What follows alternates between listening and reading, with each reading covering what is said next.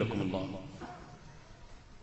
الله. ولو الآن بول البعير صار بعد مشروب الجماعة المفضل. اي ما تشوفوه مرات يريد يقول المملكة تنعم بالاسترخاء، قال الاستخراء. ظاهر بول البعير مأثر يعني بالخلايا الحسية مال المخ كلش، يعني الاستخراء والاستخراء. ذبحنا بالاستخراء، كنت مستصعبها شلون هذا الشكل بهالعمر الكبير يقول استخراء. بعدين اكتشفت تبين يشرب بول البعير معلب.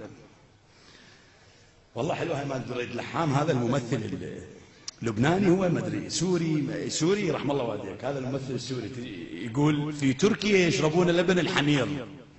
اقول مرات يطلع اردوغاني شاهد. في تركيا يشربون لبن الحمير، وفي السعودية يشربون بول البعير، وإذا رأوا صينيا يأكل كلبا قالوا الحمد لله على نعمة الإسلام. لا يمنع الوالدين. اي والله. هذا يشرب بول بعير، وهذا يشرب لبن مال مطايج لكم الله مال حمار، ومن يشوفون الصيني ياكله بكلب يقول الحمد لله على نعمة الإسلام. يا إسلام.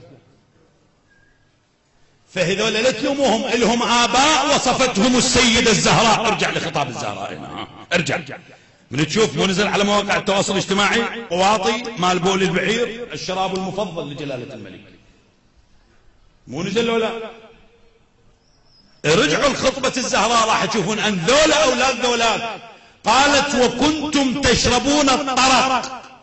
بول البعير أجلكم الله أجل هذا المكان خايس مع خيسة القاع مع النتانة يشربوا كانوا قبل. وتقتاتون القد والورق.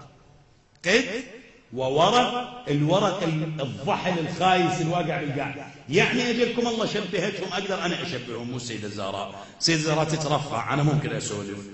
يعني شبهتهم شلون أجلكم الله الهايشة اللي تمشي بالشارع، أو الإبل أو البعران أجلكم الله تمشي بالشارع تاكل من الأوراق النظيفة والضحلة وتشرب من ماء جادت به نعم أحشاها أو أمعاها. بعدين قلت لهم فأكرمكم الله بأبي محمد.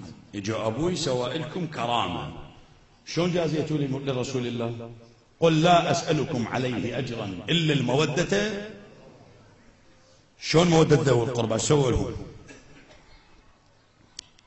قال لهم أيها الناس ما في مشارق الأرض ومغاربها ابن بنت نبي غيري.